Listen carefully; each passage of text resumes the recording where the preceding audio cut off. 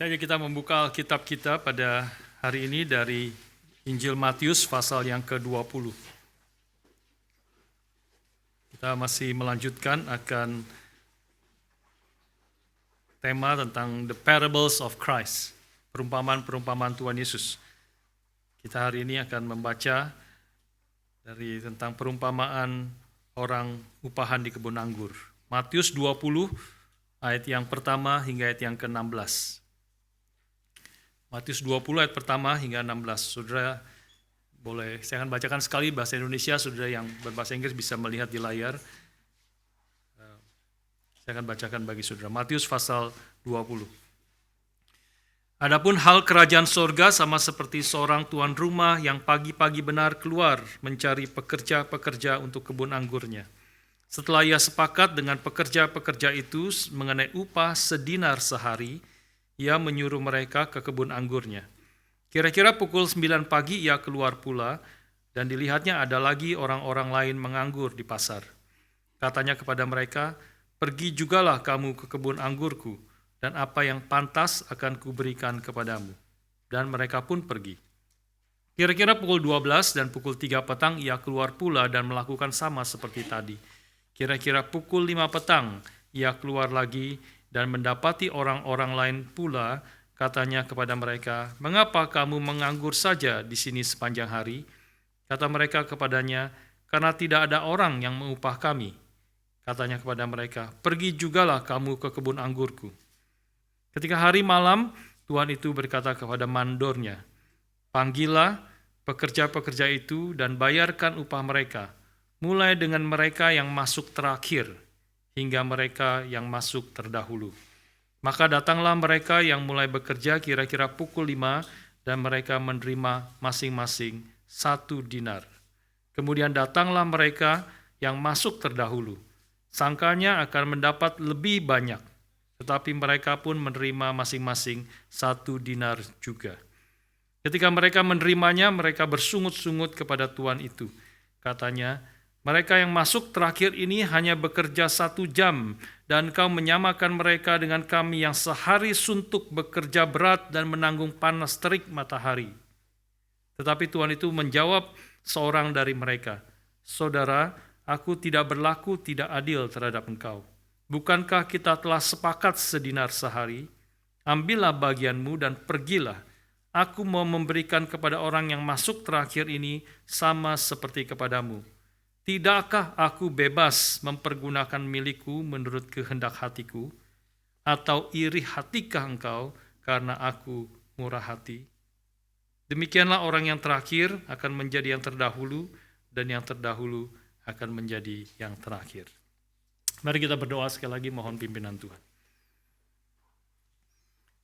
Bapa di surga, kami bersyukur untuk kesempatan pada pagi hari ini Tuhan kumpulkan kami boleh datang beribadah kepada Tuhan. Dan kami sekarang saatnya siap untuk mendengar dan merenungkan akan firman-Mu. Kami mohon Roh-Mu yang kudus yang menolong setiap kami, roh kebenaran yang telah mewahyukan firman kepada para penulis Alkitab, juga roh yang sama, roh Tuhan itu memimpin kami pada pagi hari ini. Menguasai hati dan pikiran kami, baik hamba-Mu yang berbicara maupun setiap kami yang mendengar, sehingga kami semua boleh dibentuk, dituntun, dan dikuatkan oleh kebenaran firman. Sehingga seluruh hidup kami boleh memperkenan hati Tuhan, bukan hanya secara pengetahuan saja, tetapi sedalam hati kami, dan yang terpancar di dalam segenap kehidupan kami. Berkati dan pimpin setiap kami pada pagi hari ini. Dalam nama Tuhan kami Yesus Kristus, penebus dan juru selamat kami yang hidup, kami berdoa, kami bersyukur. Amin. Saudara sekalian, perumpamaan yang kita baca adalah perumpamaan yang sebenarnya sederhana. Saya percaya tadi sudah kita baca dan kita mudah untuk mengertinya. Ya, saya akan mulai dengan bertanya kepada satu pertanyaan kepada saudara. Ya, khususnya dari perumpamaan ini kita fokuskan kepada orang yang datang pertama kali dengan orang yang datang terakhir kali. Ya, karena memang saya rasa itu fokusnya di situ.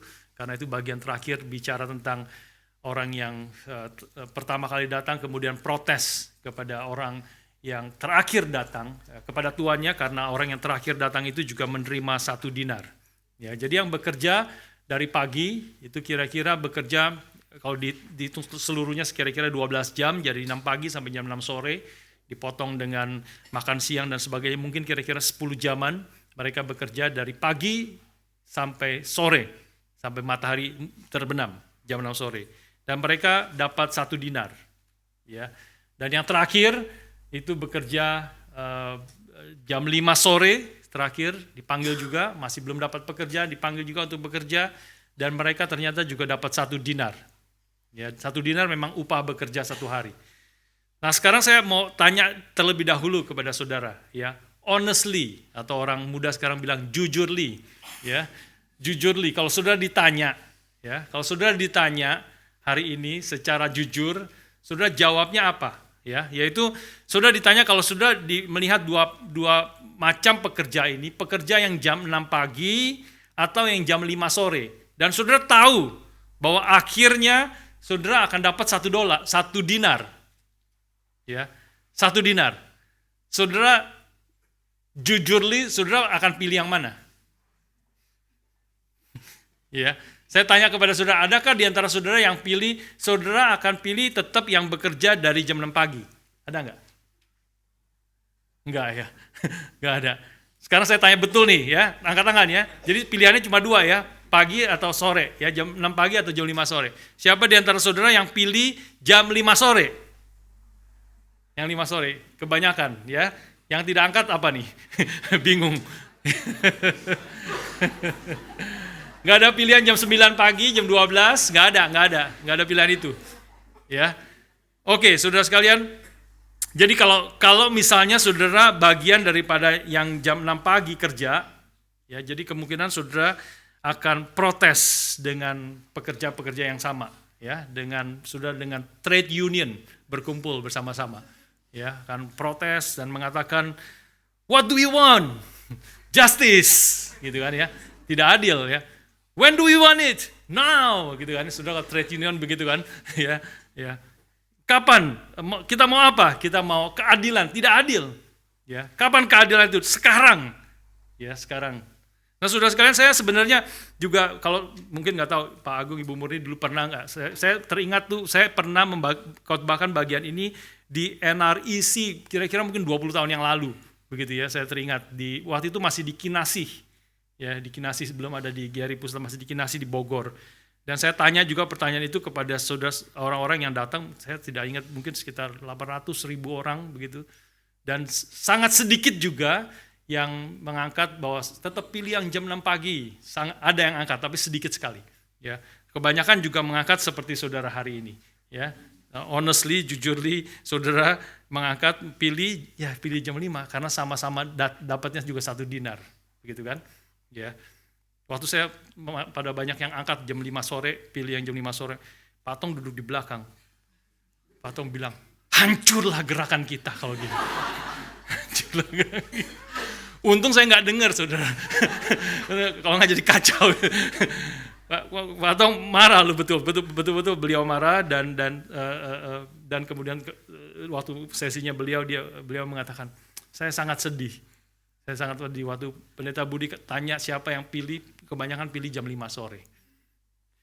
Tapi saudara sekalian, itu mungkin jawaban yang jujur, ya. Tetapi jawaban yang berbahaya. Nanti kita akan lihat, ya. Kenapa itu jawaban yang itulah teguran Tuhan Yesus di sini, teguran daripada perumpamaan ini justru sedang menegur orang-orang itu, sedang menegur saudara semua yang angkat tangan hari ini. Ya, harap kita boleh belajar bersama-sama. Mari kita pelajari yang perumpamaan yang saya rasa ini, bagi saya ini salah satu perumpamaan yang paling menarik dan menimbulkan banyak perenungan sebenarnya dari perumpamaan yang singkat ini sebenarnya. Saya ulang sedikit ya supaya kita mengerti konteksnya. Jadi pemilik kebun anggur ke pasar untuk mencari pekerja harian. Kemungkinan ini bulan September, ini masa panen. Ya, pada di Middle East gitu ya. Ini masa panen dan matahari pada bulan September itu kira-kira juga terbit jam 6 pagi dan terbenam jam 6 sore. Begitu. Jadi memang dan masih terik matahari pada bulan September. Jadi mereka datang, pemilik kebun anggur datang untuk mencari pekerja harian karena panen banyak, pekerja yang rutin tidak cukup, ya dia ingin cari pekerja harian. Maka dia ketemu orang-orang yang sedang menunggu, banyak orang yang menunggu untuk pekerja harian, mereka menunggu Tuhan untuk memberikan pekerjaan kepada mereka, dan Tuhan ini ketemu beberapa orang dan mengatakan, bekerjalah di kebun anggurku. Dan mereka sepakat, hanya yang pertama ini yang sepakat untuk 1 dinar. Memang itu adalah upah minimum regional, UMR, ya, harian. Upah daily wage kalau kita mungkin di sini, ya, setiap hari itu adalah 1 dinar. Itu memang upah yang sah yang pada waktu itu, jadi 1 dinar. Jadi yang pertama kita perlu mengerti ini adalah pasti pekerja-pekerja ini senang ketika mereka mendapat pekerjaan ini, karena seperti tadi perumpamaan ini menyatakan sampai jam 5 sore ada orang-orang yang masih nganggur sebenarnya. Ya, jadi kalau mereka tidak dapat pekerjaan hari itu, ya mereka mungkin tidak makan atau mereka harus berhutang dan sebagainya. Ya, seperti di Indonesia sebenarnya ini masih berlaku. Beberapa waktu yang lalu saya sempat lihat di Jawa Barat itu gubernurnya ke pinggir jalan lihat, ya, dan mencari, dan ketemu orang-orang galian, buruh galian harian. Ya, buruh galian harian. Dan masih banyak orang di situ. Ngapain kamu di sini? Lagi tunggu pekerjaan, Pak. Kenapa belum bekerja? Tidak ada yang minta kami bekerja, tidak ada kerjaan hari ini. Sudah berapa lama tidak kerja? Kira-kira 1 minggu nggak ada pekerjaan. Waduh, jadi mereka setiap hari nunggu nggak ada pekerjaan. Jadi si gubernur bilang, lalu kamu 1 minggu makan apa? Makannya bagaimana? Makannya kita ngutang. Mereka ngutang di warung-warung di situ yang mereka sudah kenal, dan utang dulu, nanti kalau sudah dapat pekerjaan mereka akan bayar hutangnya. Gitu. Jadi kalau hari itu dapat pekerjaan itu adalah, saya rasa sangat mirip, ya, hari itu dapat pekerjaan itu satu anugerah. Hari itu mereka bisa bekerja, apalagi bisa bekerja, sudah sepakat 1 dinar, memang itulah upah bekerja, mungkin mereka bisa makan beberapa hari, dan mungkin juga ada sisanya untuk kalau mereka bekerja beberapa hari, bisa sisa untuk keluarganya dan sebagainya. Ini adalah pekerja harian. Sudah sepakat 1 dinar 1 hari. Jam 9 setelah mulai kerja, mungkin tuannya melihat nggak cukup nih. Nggak cukup pekerja. Masih banyak. Kerjaannya masih banyak. Maka di jam 9 pagi dia keluar dan dia masih ketemu orang-orang yang masih nganggur. Ayo, maukah kamu bekerja di kebun anggurku? Aku akan memberikan apa yang pantas. Tidak ada janji di situ. Ya, katakan cuma aku akan memberikan apa yang pantas, tidak ada janji berapa persen, apakah 70%, apakah 80% dari 1 dinar dan sebagainya, tidak ada. Ya, dan mereka mau pekerja-pekerja ini mau bekerja karena kemungkinan besar mereka percaya kepada reputasi daripada si pemilik. Jadi sudah tahu nih pemiliknya, ya udahlah kita percaya, ya kita bersyukurlah sudah dapat kerjaan, kita kerja saja, nanti dia akan berikan kepada kita yang sepantasnya. Ya. Jam 12 siang itu berulang lagi, masih kurang. Jam 3 sore dia tuannya cari lagi, masih dapat pekerja lagi, sampai jam 5 sore. Kalau sudah melihat di dalam bahasa Inggrisnya itu disebutkan the 11th hour, karena mulainya dihitung dari jam 6. Jam 6 itu jam yang pertama. Jam 9 jam ketiga, 12 jam ke-6, jam 3 jam ke-9. Ya, dan jam 5 sore adalah jam ke-11. The 11th hour, itu masih ada yang menganggur, masih ada yang tidak dapat pekerjaan, dan kamu kerjalah di kebun anggurku. Dan kita tahu tadi kita sudah membaca bahwa tuannya secara spesifik mengatakan setelah selesai kira-kira jam 6 sore, maka kumpulkan pekerja-pekerja, selesai pekerjaanmu hari ini, dan bayarkanlah kepada orang-orang yang bekerja itu mulai dari yang datang terakhir. Secara khusus dikasih perintah kepada mandornya, kasih kepada yang terakhir terlebih dahulu. Mulailah mereka ngantri, sudah bayangkan yang terakhir datang yang paling depan, dan mereka datang, mereka bekerja hanya 1 jam. Ya, mereka berapapun dikasih mereka sudah senang, tapi mereka dapat 1 dinar. Ternyata mereka dapat 1 dinar, dan mereka pasti sangat senang, kaget sekaligus senang, karena mereka hari itu bisa makan mungkin untuk beberapa hari, dan mungkin juga ada sisanya untuk keluarga mereka.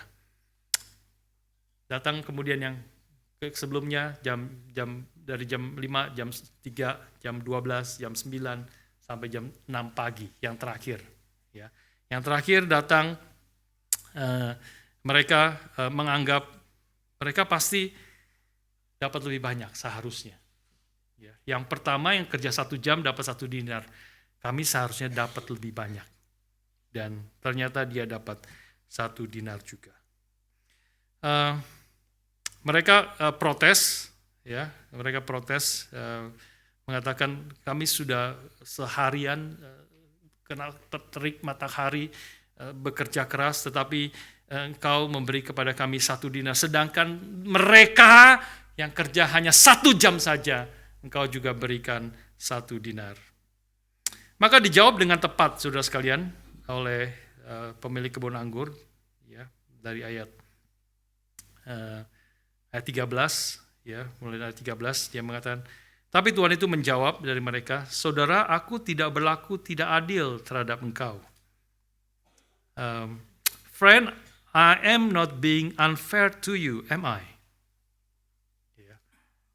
Kalau boleh ditambahkan, mengerti seperti itu ya.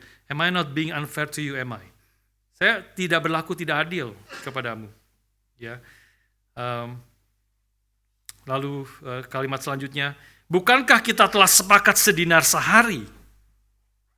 Ini seluruh argumentasi si Tuhan tidak akan bisa dijawab oleh pekerja yang protes itu. Ambillah bagianmu dan pergilah, aku mau memberikan kepada orang yang masuk terakhir ini sama seperti kepadamu, ayat 15. Tidakkah aku bebas mempergunakan milikku menurut kehendak hatiku?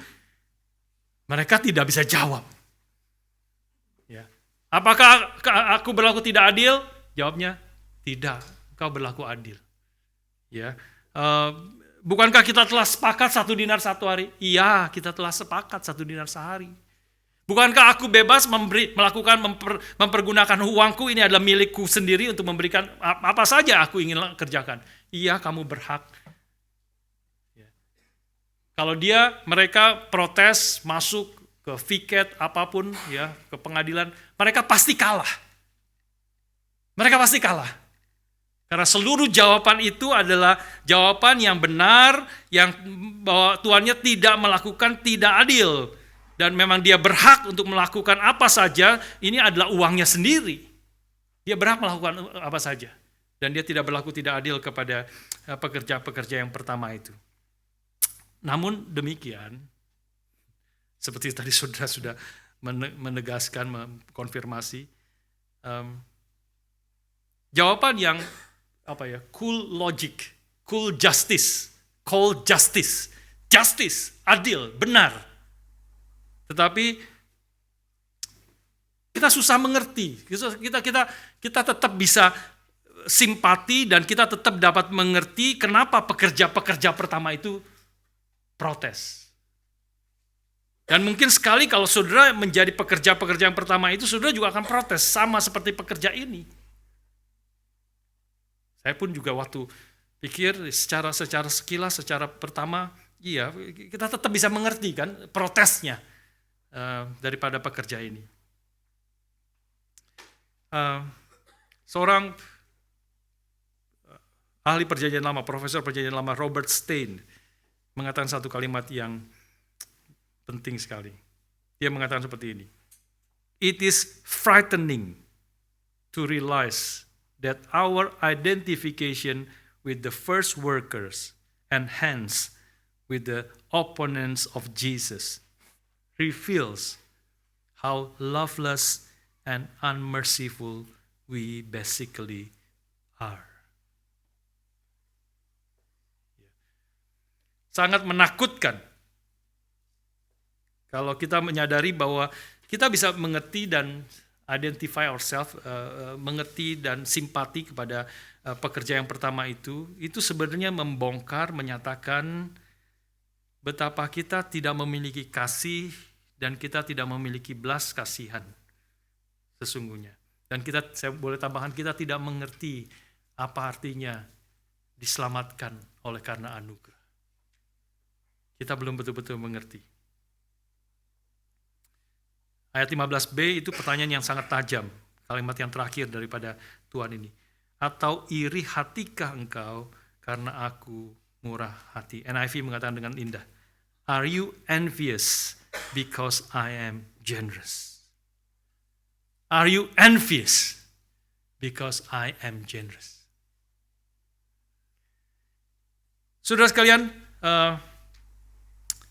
peringatan ini, teguran ini, bukan hanya kepada orang-orang Farisi sebenarnya, yang kemungkinan Tuhan mengatakan ini nanti dalam konteks, ini sangat di dalam konteks nanti perumpamaan tentang anak yang hilang, ini sangat mirip dengan teguran, perkataan daripada, protes daripada orang-orang pekerja pertama itu sangat mirip dengan protes daripada anak yang sulung sebenarnya, yang mewakili orang-orang Farisi yang bekerja. Aku sudah bekerja bertahun-tahun secara suntuk, bekerja seperti budak kepadamu, tapi engkau tidak pernah memberikan makanan kambing untuk aku berpesta dengan teman-temanku. Tetapi anakmu yang bungsu itu, yang telah menghabiskan seluruh hartamu dengan bergajul dengan perempuan-perempuan yang tidak benar, dia pulang, kau berpesta untuk dia. Wah, hatinya sakit, hatinya pedih, hatinya pahit, karena tidak ada belas kasihan, tidak ada kasih, tidak ada mengerti anugerah daripada Tuhan kita Yesus Kristus.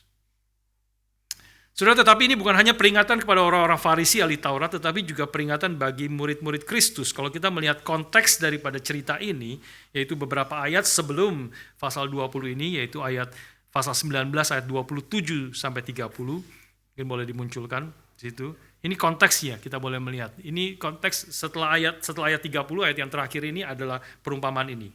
Ya. Ini konteks, kita melihat sedikit konteks. Lalu Petrus menjawab dan berkata kepada Yesus, kami ini telah meninggalkan segala sesuatu dan mengikut engkau. Jadi apakah yang akan kami peroleh? Ini perkataan Petrus, pertanyaan Petrus kepada Tuhan Yesus ditanyakan di dalam konteks sebelumnya lagi. Sebelumnya adalah orang kaya yang meninggal, yang tidak mau menjual seluruh hartanya dan mengikut Kristus. Tidak mau. Dia pergi meninggalkan Kristus, tidak mau mentaati apa yang Tuhan Yesus inginkan, tetapi dia pergi, yang Tuhan Yesus mengatakan, pergilah, jualah seluruh hartamu dan bagikan ke orang miskin dan kau ikutlah aku.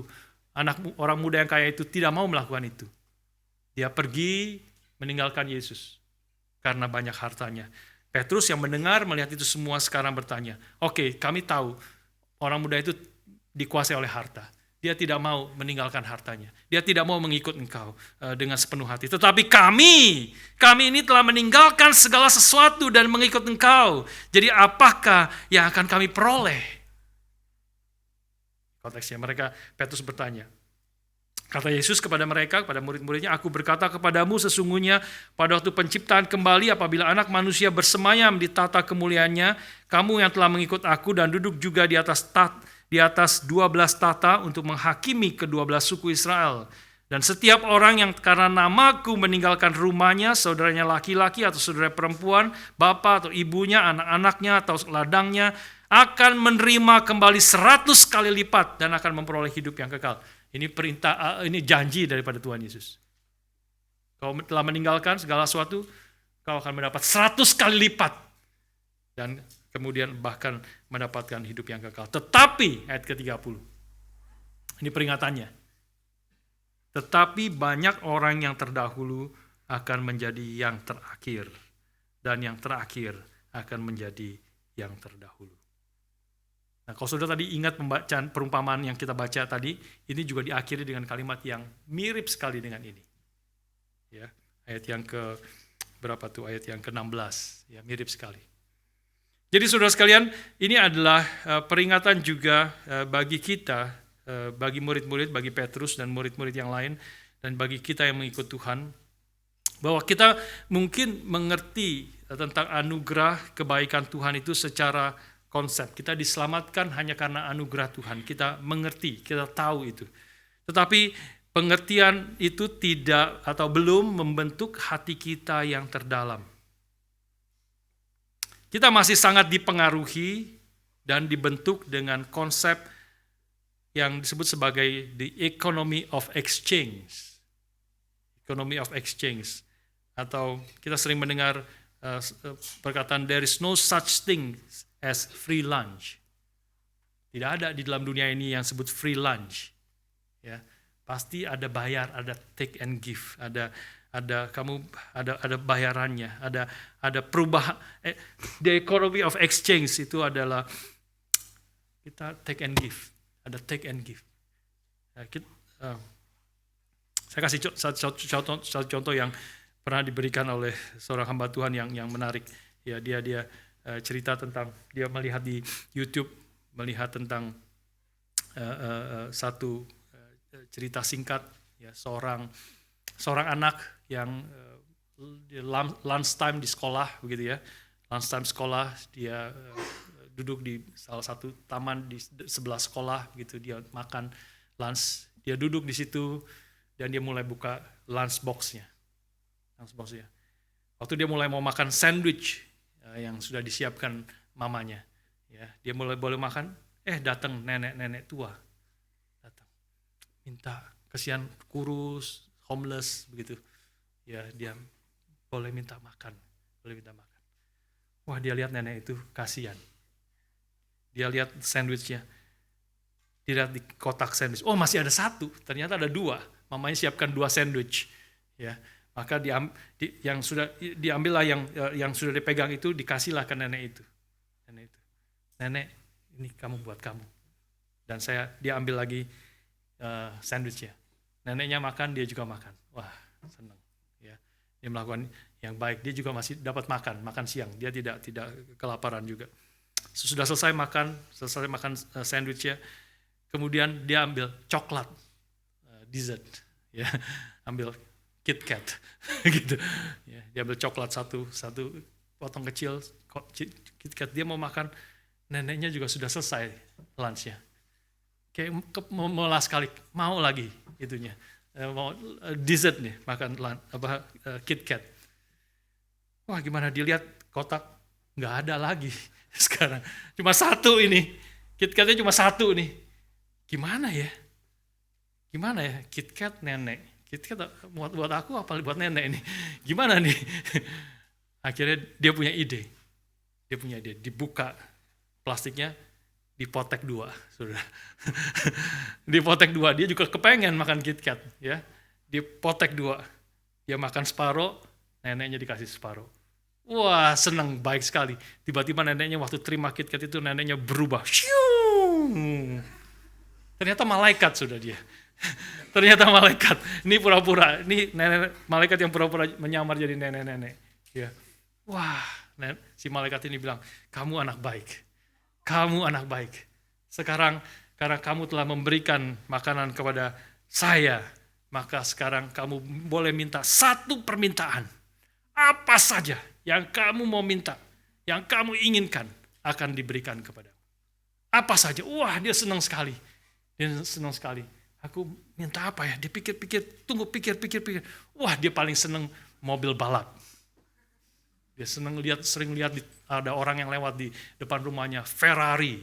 Waduh, ini kesempatan Ferrari. Dia langsung bilang, nenek, aku malaikat. Sekarang nenek yang jadi malaikat sekarang. Aku mau mobil Ferrari. Iya, mobil Ferrari. Oke, malaikat ini bilang, kamu akan dapat apa yang kau inginkan. Shung, keluarlah Ferrari. Separuh, saudara. Cuma separuh. Karena dia kasih cuma separuh. Cuma separuh KitKatnya. Ferrari cuma separuh. Saudara, kadang-kadang kita dipengaruhi oleh konsep seperti ini. There's no such thing as freelance. Apa yang kau bayar, itulah yang kamu dapat. Pengorbanan yang kau berikan, itulah yang kamu dapat. Kita tidak mau dapat apa yang kita tidak mau bayar. Tetapi sekaligus apa yang kita sudah korbankan, apa yang kita sudah kerjakan, kita perjuangkan, kita harus dapat sesuai dengan itu. Yaitu konsep the economy of exchange. Secara praktikal kita di dalam keluarga juga suka ini ya. Kalau keluarga itu suka saling kasih makanan gitu ya. Kasih makanan. Kalau misalnya dikasih makanan, sudah dikasih makanan di kontainer Tupperware ya, isinya rendang. kasih rendang. Wah, thank you ya, thank you. Udah kasih rendang. Terus setelah kita pulang, dibersihkan, dicuci, kita mau kembalikan dong Tupperware-nya. Kosong nggak? Kita biasanya orang kasih diganti isinya. Isinya apa? Ya apalah, bacang lah. Atau apa. Ya, kamu kasih aku rendang, aku kasih kamu bacang. Gantian. Kita nggak enak, kamu udah dikasih, kita kasih kembaliin kosong. Gitu kan ya. Kita seringkali punya perasaan itu. Ya, itu adalah the economy of exchange. Kita itu masih pikir there's no such thing as free lunch. Kita ingin take and give. Tentu di dalam konteks-konteks tertentu, di dalam hal-hal tertentu, take and give itu adalah sesuatu yang wajar di dalam kehidupan kita. Ya bisa ada take and give. Tetapi kalau prinsip ini, prinsip take and give ini, prinsip no such thing as free lunch, the economy of exchange ini kita terapkan di dalam relasi kita dengan Tuhan dan selalu kita terapkan di dalam relasi kita dengan sama, maka sebenarnya kita khususnya dalam relasi dengan Tuhan kita tidak pernah mengerti. Kita tidak pernah mengerti salah satu prinsip yang paling penting tentang keberadaan kita. Kita tidak pernah mengerti bahwa kita ada sebagaimana kita ada seluruh hidup kita, bahkan perjuangan kita, pengorbanan kita, itu semuanya adalah anugerah Tuhan. Kita tidak ngerti sebenarnya. Kalau take and give kita terapkan di dalam relasi, dalam sesama, selalu di dalam konteks itu kita selalu memperhitungkan untung dan rugi di dalam relasi dengan orang lain, maka rusaklah relasi itu. Dan kita akan menjadi orang yang sangat kaku dan sangat kejam sebenarnya. Inilah kesalahan pekerja yang pertama, saudara sekalian. Ya. Ini kesalahan pekerja yang pertama. Dia tidak mengerti tentang anugerah. Perhatikan saudara, tadi saya katakan bahwa pemilik kebun anggur ini tidak melanggar. Dia tidak melanggar prinsip keadilan. Anugerah itu tidak melanggar prinsip keadilan. Tetapi dia bukan hanya menerapkan prinsip keadilan, tetapi dia menerapkan prinsip anugerah yang mereka menerima, banyak yang menerima khususnya di luar daripada yang pertama itu, sebenarnya termasuk yang pertama itu. Kalau tidak ada pekerja-pekerja yang lain, dia sangat senang menerima 1 dinar itu. Dia sangat senang dapat pekerjaan itu. Tapi sekarang kemurahan hati daripada tuannya itu membongkar ada yang tidak beres di dalam hati daripada pekerja yang pertama ini. Inilah penekanan daripada perumpamaan ini bahwa semua pekerja ada di dalam kebun anggur itu, semua pekerja termasuk dia, adalah sebenarnya semata-mata karena anugerah dan kebaikan daripada Tuhan pemilik kebun anggur itu. Yang menjadi problem adalah ada orang-orang yang tidak menyadari fakta kebenaran ini. Di dalam setiap gereja, hopefully tidak ada di sini, ya, tapi biasanya selalu ada. Tadi sudah dibuktikan. Dalam setiap gereja itu ada orang-orang yang merasa lebih layak dibandingkan dengan orang-orang lain. Tadi seperti saya katakan ayat yang ke-12 itu perkataan daripada pekerja yang pertama ini yang mengatakan, mereka yang masuk terakhir ini hanya bekerja 1 jam dan engkau menyamakan mereka dengan kami yang sehari suntuk bekerja berat dan menanggung panas terik. Ini sangat mirip dengan perumpamaan anak yang sulung, yang hilang juga. Dia justru anak yang hilang tetapi ada di dalam rumah. Kemurahan hati Bapa, kemurahan hati pemilik kebun anggur ini membongkar hati daripada orang yang merasa diri layak. Dia layak menerima lebih banyak. Are you envious because I am generous? Apakah engkau iri hati karena aku murah hati? Kemurahan hati daripada tuannya ini membongkar hati yang iri, hati yang merasa lebih layak daripada dari orang-orang yang bekerja pertama ini. Saudara sekalian, ayat ini ditutup dengan ayat 16. Seperti tadi saya katakan, mirip dengan konteksnya sebelumnya. Ayat 16 mengatakan, demikianlah orang yang terakhir akan menjadi yang terdahulu, dan yang terdahulu akan menjadi yang terakhir. Tapi saudara perhatikan, ini sebenarnya terbalik. Kalau saudara perhatikan, pasal 19 ayat 30 itu mengatakan, ya, pasal 19 ayat 30 itu mengatakan, tetapi banyak orang yang terdahulu akan menjadi yang terakhir, dan yang terakhir akan menjadi terdahulu. Ayat 30 mengatakan, ini ayat 30 menjadi peringatan, dan perumpamaan ini diberikan sebagai peringatan. Banyak orang yang terdahulu, kau pikir kau yang terdahulu, kau terdahulu masuk, pertama-tama masuk, engkau akan menjadi terakhir, tetapi yang terakhir akan menjadi terdahulu. Sebaliknya, setelah perumpamaan ini, Tuhan Yesus kemudian menutup dengan sebaliknya. Tetapi yang terakhir akan menjadi yang terdahulu. Sedangkan yang terdahulu akan menjadi yang terakhir. Nah, ini ada kemungkinan ini kita bisa mengerti sebagai kebalikan daripada penekanan. Sebelumnya yang pertama atau yang pertama akan menjadi terakhir.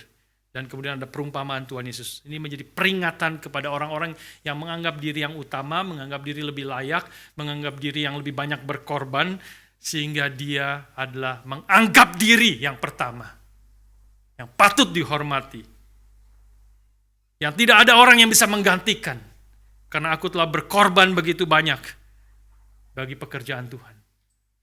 Hati-hati, orang yang pertama akan menjadi terakhir.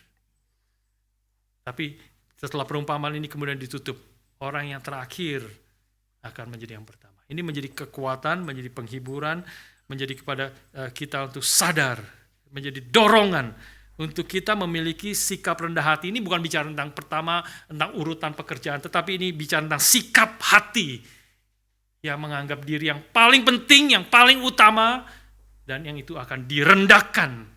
Orang yang tinggi hati, Yakobus mengatakan akan direndahkan, tetapi mereka yang merendahkan hati dirinya, mereka justru akan ditinggikan. Ini adalah dorongan untuk kita memiliki sikap rendah hati seperti Kristus, yang telah turun ke dalam dunia menjadikan dirinya yang terakhir, yang dia tidak menganggap kesetaraan dengan Allah, dia sesungguhnya yang pertama. Tetapi dia telah merendahkan dirinya, tidak menganggap kesetaraan dengan Allah sebagai milik yang harus dipertahankan, tetapi dia telah mengosongkan dirinya menjadi sama dengan manusia.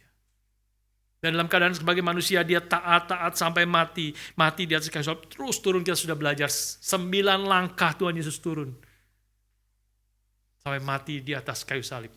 Dia merendahkan dirinya, menganggap dirinya yang terakhir. Dan perumpamaan ini mendorong kita untuk kita mengikuti teladan Tuhan kita Yesus Kristus yang bukan hanya menjadi teladan bagi kita.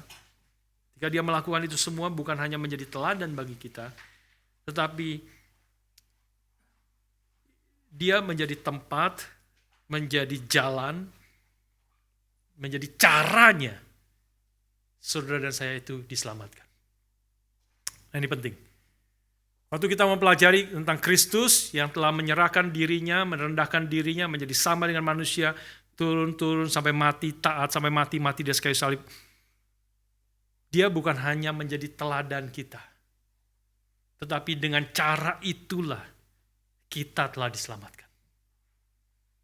Kita ada sebagaimana kita ada karena kita beriman di dalam Kristus yang seperti demikian. Maka kalau kita adalah milik Tuhan, kita adalah milik Kristus, maka tidak bisa tidak. Kita harus, itu ada di dalam jiwa kita, itu adalah hidup yang baru yang Tuhan berikan kepada kita. Karena itu humility, kerendahan hati, sadar diri kita adalah memiliki sikap kita seperti pekerja yang terakhir, yang menerima dengan sukacita, yang sadar dirinya tidak layak untuk menerima semuanya itu. Dan di dalam Kristus yang demikianlah kita telah diselamatkan. Saudara, saya akan tutup dengan untuk mengerti poin ini dan untuk mengerti juga bahwa anugerah Tuhan itu tidak bertentangan dengan keadilannya. Ya, dua hal yang seperti kita bertentangan, tapi perumpamaan ini dengan jelas menyatakan dia Tuhan yang adil. Dia tidak melanggar keadilannya. Tapi dia menyatakan anugerah. Keadilan itu berarti engkau layak menerima apa yang seharusnya. Kalau itu diperlakukan bagi kita semua, maka tidak ada yang diselamatkan. Tidak ada yang diselamatkan. Kalau Tuhan hanya menegakkan keadilannya bagi kita semua manusia yang telah berdosa, yang telah melawan Tuhan, yang telah kehilangan kemuliaan Allah, maka upah dosa adalah maut. Itu adalah adil. Tetapi karunia Allah adalah hidup yang kekal. Kita ada sebagaimana kita adalah semata-mata karena anugerah Tuhan. Tanpa Tuhan melanggar akan keadilannya, maka kita boleh diselamatkan. Saya akan tutup aja kita merenungkan dua ayat tentang kebenaran ini dari Roma 3 ayat 25-26 sekaligus mempersiapkan kita masuk ke dalam perjamuan kudus pada pagi hari ini. Roma 3, 25-26 boleh dimunculkan. Mari kita baca bersama-sama. Roma 3, 25-26. Bukan 23. Ya, 25 dan 26 saja ya. Mari kita baca bersama-sama dua ayat ini. Kristus Yesus telah ditentukan Allah menjadi jalan pendamaian karena iman dalam darahnya. Hal ini dibuatnya untuk menunjukkan keadilannya, karena ia telah membiarkan dosa-dosa yang telah terjadi dahulu pada masa kesabarannya. Maksudnya ialah untuk menunjukkan keadilannya pada masa ini, supaya nyata bahwa ia benar dan juga membenarkan orang yang percaya kepada Yesus. Saya sengaja minta tim Aufi untuk memunculkan NIV-nya. Saya rasa NIV di sini lebih jelas terjemahannya dibandingkan dengan Indonesia dan ESV. Ya, khususnya di dalam kata tentang keadilan. Sudah lihat di situ ya. Maksudnya adalah Kristus datang ke dalam dunia mati adalah dua kali tadi 25 mengatakan itu untuk menunjukkan keadilannya. Itu kata yang dipakai sama. He did this to demonstrate his justice at the present time, so that to be just and the one who justifies those who have faith in Jesus. Saudara melihat ini katanya semua sebenarnya dari kata yang sama. Indonesia tuh keadilan, menunjukkan keadilan pada masa kini supaya nyata bahwa ia benar. Jadi benar, keadilan dan benar. Padahal itu akar katanya sama. Akar katanya sama. He did it to demonstrate his justice at the present time so as to be just. Dikaiosune, justice. Itu kata yang sama, ya. Dari justice, just. Ya akar katanya kan. And the one who justifies. Juga dari kata yang sama, akar kata yang sama. Dia yang membenarkan, tapi memang Indonesia jadi susah, jadi gak bisa. Dia menunjukkan keadilannya pada masa supaya nyata bahwa ia adil dan juga susah tuh kan. Kata yang sama gimana? Justify itu apa? Menyatakan bahwa kita benar gitu sebenarnya kan. Ya, jadi panjang banget, jadi susah. Tapi sebenarnya itu seluruhnya dari kata yang sama. Ya sudah melihat ya. Kristus datang ke dalam dunia, mati bagi kita, ayat 25 mengatakan itu, untuk menyatakan, untuk menunjukkan, to demonstrate his justice, keadilannya. Pada saat ini, sehingga dia adalah so as to be just, dia yang adil, dan the one who justifies. Justifies siapa? Kita yang berdosa, tetapi kita yang memiliki iman di dalam Kristus, yang kita telah beriman dalam Kristus sekarang, Tuhan menyatakan, you are just, you are righteous. Engkau adalah benar. Kita dibenarkan. Dari kata yang sama. Keadilan, dikaiosune. Nah, saudara sekalian, kalau saudara melihat mundur ayat 25. Mundur ayat 25. Roma 3:25. Ya. God presented him, Jesus, menjadi jalan pendamaian karena iman. Ya, sacrifice of atonement, dalam darahnya hal ini dibuatnya untuk menunjukkan keadilannya. Karena ia telah membiarkan dosa-dosa yang telah terjadi dahulu pada masa kesabarannya. Jadi kematian Kristus itu untuk menyatakan keadilan Allah. Allah tidak kompromi dengan keadilan, bahkan dia menegaskan standar yang sangat tinggi, yang paling tinggi tentang keadilan itu. Nah ini kenapa dia menyatakan ini? Karena itu dia telah membiarkan dosa-dosa yang telah terjadi dahulu pada masa kesabarannya. Ini refer kepada perjanjian lama, refer kepada sebelum Kristus datang, sebelum Kristus mati menebus dosa kita. Dia seperti membiarkan dosa-dosa yang telah terjadi dahulu pada masa kesabaran. Sehingga orang-orang bertanya, mempertanyakan apakah Allah itu sungguh-sungguh Allah yang adil.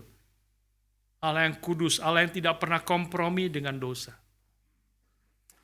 Saya kasih contoh dari yang saya ambil dari seorang hamba Tuhan yang memberi contoh yang sangat saya rasa membuat kita mengerti tentang keadilan Allah ini.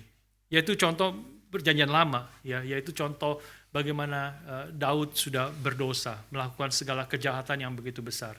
Daud yang berzina dengan Batsheba, dan kemudian bukan hanya berzina, dia kemudian mengatur karena supaya tidak ketahuan Batsheba itu sudah mengandung hamil karena berzina dengan dia. Dia mengatur, bikin strategi supaya Uria suaminya itu yang taat, salah seorang tentara yang taat melayani akan Daud bertahun-tahun seumur hidupnya, tetapi dia sedang berperang di medan peperangan. Panggil Uria itu pulang dan kemudian suruh supaya dia pulang tidur dengan istri, tapi dia tidak mau.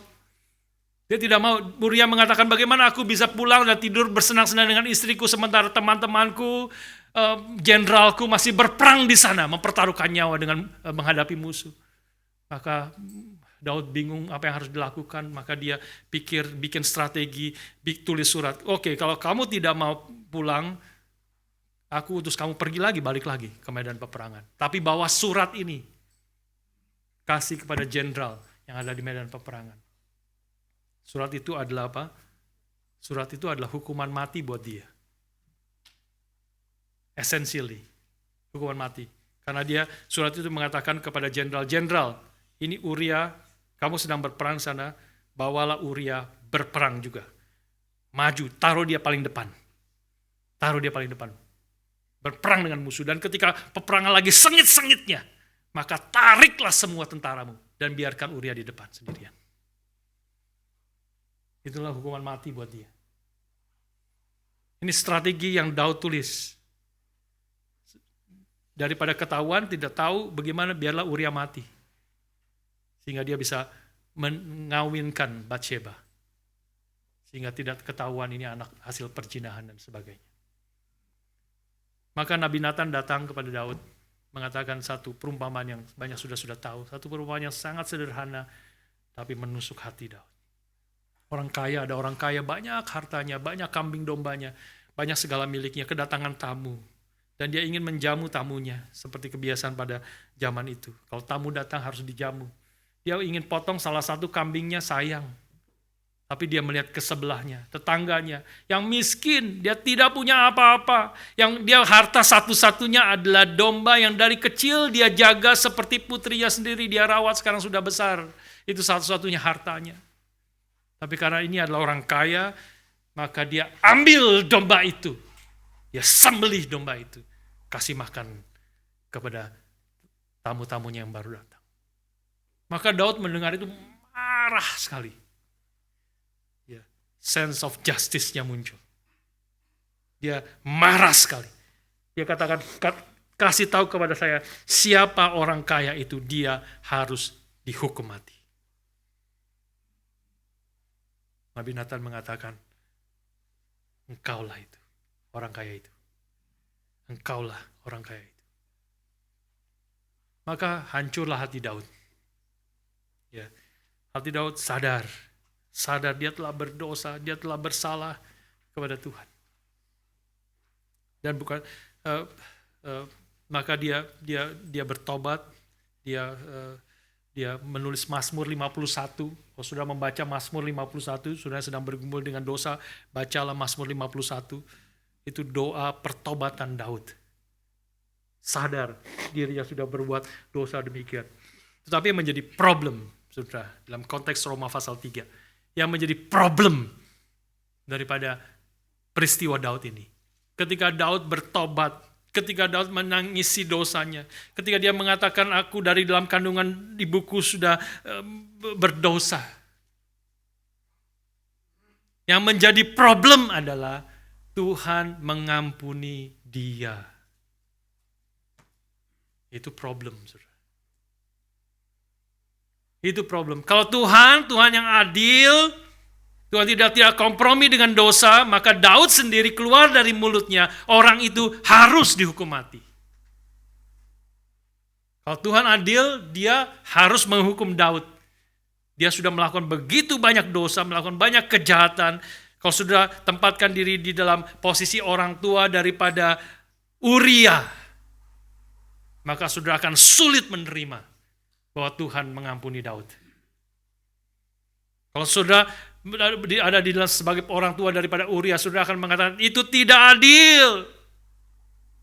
Bagaimana Tuhan bisa mengampuni Daud yang sudah berzina dengan menantuku satu-satunya. Istri daripada anakku satu-satunya itu. Dan berzina dengan dia, menghamili dia. Dan kemudian bagaimana anakku satu-satunya yang menjadi harapan seluruh keluarga yang sangat setia, yang hidupnya taat dan tidak pernah bersalah kepada Daud. Dia selalu menjadi hamba tentara yang setia kepada Daud. Bagaimana Daud mengatur itu semua, mengkonspirasi untuk membunuh dia. Sudah tempatkan dirimu sebagai orang tua daripada Uria, sudah tidak mungkin bisa terima kalau Tuhan mengampuni Daud. Seharusnya mati. Itu baru adil. Sudah sekalian, itulah salah satu contoh dalam Roma 3 ayat 25. Maka keadilan Tuhan dipertanyakan kalau dia mengampuni orang yang berdosa. Tetapi disinilah Kristus datang ke dalam dunia. Datang ke dalam dunia untuk demonstrate his justice. Untuk menegakkan, menyatakan keadilannya. Dia tidak pernah kompromi dengan dosa. Karena Daud itu bisa diampuni berdasarkan apa yang Kristus nanti kerjakan. Seluruh orang perjanjian lama, perjanjian baru itu seluruhnya diampuni di atas kayu salib. Di dalam diri Kristus yang telah mati, mengalirkan darahnya, menebus dosa manusia. Dia mati to demonstrate God's justice. Memang dosa, hukuman dosa harus mati. Itu adalah firman Tuhan sendiri. Upah dosa adalah mati. Tapi kalau Tuhan mau menegakkan keadilannya, hanya keadilannya bagi kita semua. Kita semua adalah orang berdosa. Maka kita semua harus mati. Kalau Tuhan hanya menegakkan keadilannya, maka habislah kita, matilah kita, tidak ada pengharapan, dan Tuhan tetap Tuhan yang adil. Karena kita semua adalah orang yang berdosa, yang telah kehilangan kemuliaan Allah. Tapi kita bersyukur, Tuhan kita bukan hanya Tuhan yang adil, tapi dia juga Tuhan yang penuh anugerah dan penuh kasih. Sehingga dia mengirim anaknya yang tunggal Yesus Kristus untuk menyatakan keadilannya. Sehingga melihat Kristus mati, kita tahu dia adalah Tuhan yang adil. Dia adalah Tuhan yang tidak pernah kompromi dengan dosa. Sehingga anaknya yang tunggal itu harus mati di atas kayu. Tapi kita bersyukur melihat Kristus mati di atas kayu salib, kita juga sadar bahwa dia Tuhan yang penuh dengan anugerah. Penuh dengan kasih. Karena Kristus dengan rela datang ke dalam dunia. Mati. Bukan membinasakan kita semua yang telah berdosa. Dia mati menggantikan kita. Dia mati to demonstrate God's justice. Sehingga kita boleh dibenarkan Sehingga dia adalah Allah yang benar, yang adil. He's a just God. But also He justifies those who have faith in Him. Hanya mereka yang ada di dalam Kristus, yang beriman di dalam Kristus, yang percaya di dalam Kristus, maka keadilan Allah itu sudah ditegakkan dalam Kristus. Sehingga Alkitab menegaskan, 1 Yohanes 1 ayat 9 mengatakan, jika kita mengaku dosa kita, Dia adalah setia dan adil. Dia adalah Allah yang adil. Sehingga Dia mengampuni dosa kita dan menyucikan kita dari segala kejahatan. Mengapa Dia bisa mengampuni kita dan menyucikan kita dari segala kejahatan? Karena keadilan Allah sudah ditegakkan di dalam Kristus. Hanya bagi kita yang beriman di dalam Kristus, hanya bagi kita yang ada di dalam Kristus, yang dipersatukan dengan Kristus, maka keadilan itu sudah ditegakkan. Dengan kata lain, kalau kita mengaku dosa kita, Allah menjadi Allah yang tidak adil kalau Dia tidak mengampuni dosa kita yang ada di dalam Kristus. Karena ketegakan keadilan Allah sudah ditegakkan di dalam Kristus. Sehingga kita datang kembali ke Matius pasal 20 perumpamaan ini. Biarlah kita datang kepada Tuhan, mengikut Tuhan, melayani Tuhan, seperti orang-orang yang datang terakhir. Sesungguhnya kita adalah seperti orang-orang yang datang terakhir. Kalau sudah tempatkan diri sekarang kepada orang-orang yang terakhir datang. Dan mengerti ini semua karena anugerah Tuhan. Maka saudara akan, paling tidak saya, pasti saudara juga, merasa seharusnya kalau boleh ada waktu. Bukan cuma 1 jam hidup saya. Kalau sebaiknya kalau kita mengerti semua adalah anugerah Tuhan yang begitu besar yang Tuhan berikan. We wish, masih ada waktu untuk saya boleh bekerja. Boleh bekerja. Dan sesungguhnya Tuhan berikan waktu kepada kita. 1 jam mungkin bisa digambarkan representasi dari seluruh hidup kita, dari mulai percaya Tuhan sampai kita mati bertemu muka dengan Tuhan. Dan kita menyadari waktu kita bekerja di ladang Tuhan, itu pun adalah anugerah Tuhan. Bekerja melayani Tuhan itu adalah anugerah Tuhan. Karena Tuhan tidak pernah membutuhkan kita. Dia pemilik alam semesta. Tuhan panggil kita untuk melayani. Betul Tuhan panggil kita untuk melayani Dia. Tapi pelayanan yang berkenan, satu-satunya pelayanan yang berkenan kepada Tuhan adalah pelayanan yang kita kerjakan berdasarkan kekuatan yang Tuhan berikan kepada kita. 1 Petrus mengatakan, pelayanan yang kita kerjakan, kalau kita melayani Tuhan berdasarkan kekuatan kita sendiri, seolah-olah Tuhan memerlukan pelayanan dari kita, Tuhan tidak berkenan kepada pelayanan seperti itu. Tidak, satu-satunya pelayanan yang berkenan adalah ketika kita melayani Tuhan, bekerja bagi Tuhan dengan kekuatan yang Tuhan berikan kepada kita. Artinya, setiap pelayanan yang kita kerjakan adalah Tuhan sedang melayani kita. Kita melayani Tuhan dengan kekuatan dari Tuhan. Artinya Tuhan memberi anugerah juga. Hanya kita mampu mengerjakan itu yang berkenan kepada Tuhan. Kalau Tuhan bekerja, memberi anugerah, memberi kekuatan, memberi kemampuan, memberikan kesempatan, memberikan kesehatan. Tuhan memberikan itu. Kita baru bisa mengerjakan pelayanan bagi Tuhan. Dan itu satu-satunya pelayanan yang berkenan kepada Tuhan. Itulah yang Paulus katakan, aku ada sebagaimana aku ada karena anugerah Tuhan. Tapi anugerah Tuhan tidak sia-sia, melainkan aku bekerja lebih giat daripada semua rasul. Tapi bukan aku, melainkan anugerah Tuhan yang bekerja di dalam aku. Karena ketika dia bekerja, melayani dengan giat, dengan sadar, semua yang aku kerjakan, bisa aku kerjakan dan hanya berkenan kepada Tuhan.